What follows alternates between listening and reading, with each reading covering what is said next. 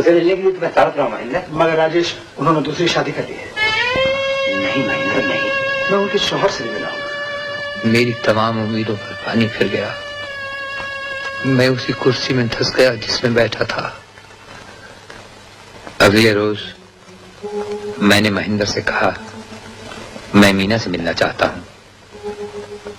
महेंद्र ने फोन मिलाया। मीना? हाँ, मैं महेंद्र बोल रहा हूँ, कैप्टन महेंद्र। मैं तुम्हें एक ऐसी खबर सुनाना चाहता हूँ जिसे सुनकर तुम हैरान रह जाओगे। तुम्हारा पहला पति राजेश जिंदा है। मैं मीना मीना मीना मीना राजेश बोल रहा हूँ मैं। मीना, मैं राजेश हूँ। मीना, मीना। मालूम तो फोन नीचे रख दिया महेंद्र। तो फिर ट्राई करूँ? हाँ प्लीज फिर करो।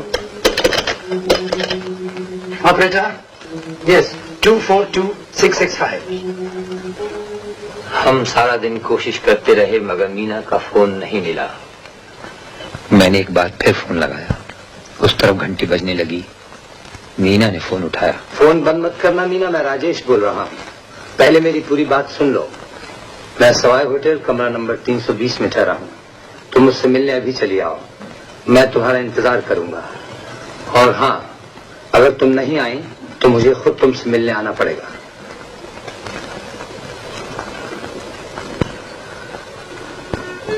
तो उस रात मीना तुमसे मिलने आई थी? हाँ।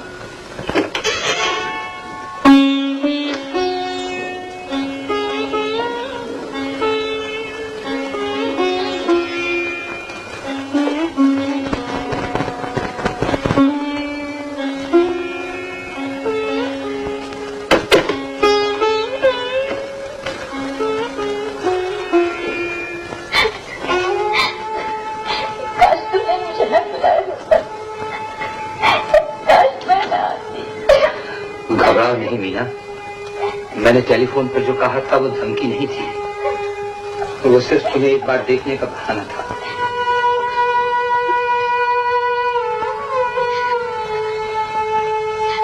राजेश, मैं तुम्हें कैसे समझाऊं ये सब किस तरह हो गया? मैं जानता हूँ ये सब किस तरह और किस लिए हो गया।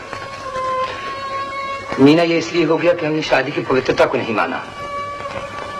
हमने चोरी की, मोहब्बत को गुनाह का रूप दे दिया। हमारी शादी एक भूल बनकर रह गई, और भूल कभी इंसान का पीछा नहीं छोड़ती। इंसान को माफ कर देता है, कभी कभी भगवान भी इंसान को माफ कर देता है,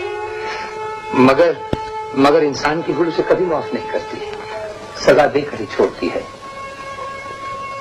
सजा मुझे मिलनी चाहिए थी, सो मिल गई।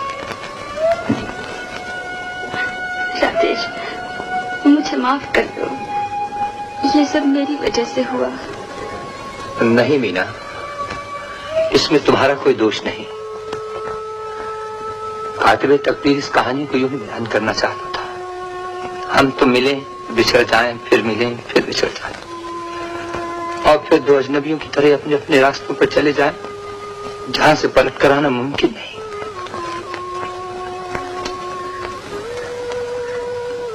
मीना, मैं कल चला जाऊंगा। तुम्हें एक बार देखना चाहता था, देख लिया। खुश रहो, आबाद रहो। राजेश तुम्हारे लिए आज से 5 बरस पहले मर चुका था, और मैं तुम्हें यकीन दिलाता हूं वो अब कभी जिंदा नहीं होगा।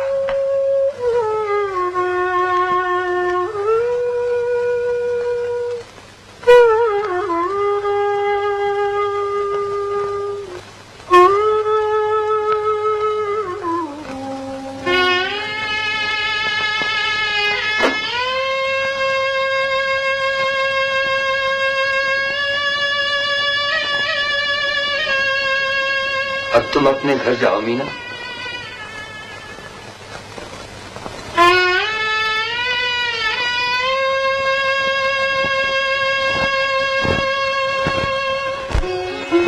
राजेश, मुझ पर एक और एहसान करोगे? कहो। तुम्हारी एक अमानत है मेरे पास। अमानत? तुम्हारी बच्ची। बच्ची? मेरी है? हाँ, पिताजी ने हमारी शादी को राज रखने के लिए इस बात का जिक्र किसी से नहीं किया था।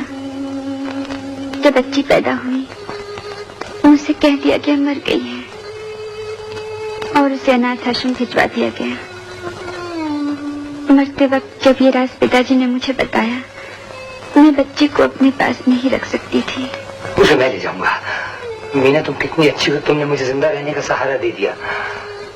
उसे मैं अपने कलेजे से लगा के रखूंगा। मीना, वो कहाँ है? उसका पता दो मुझे, मैं उसे अभी अभी लेकर आता हूँ।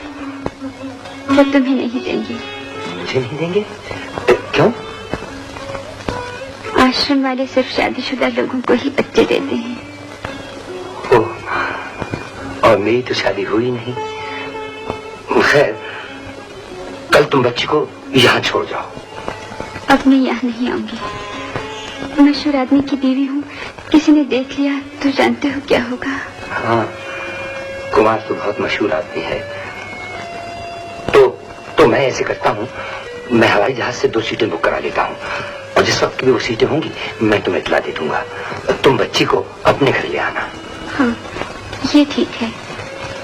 मैं बच्ची को अपने घर ले आऊंगी और उसे वहां से मैं ले जाऊंगा। अगले रोज मुझे रात की 2 सीटें मिल गई। ये बताने के लिए मैंने मीना को 2 बार फोन किया, मगर दोनों ही बार तुमने फोन उठाया और मैं मीना से बात न कर सका। उसके बाद मैंने बहुत बार फोन मिलाया, ऑपरेटर से भी कहा कि नंबर मिलाए, लेकिन किसी न किसी वजह से मीना का फोन न मिल सका।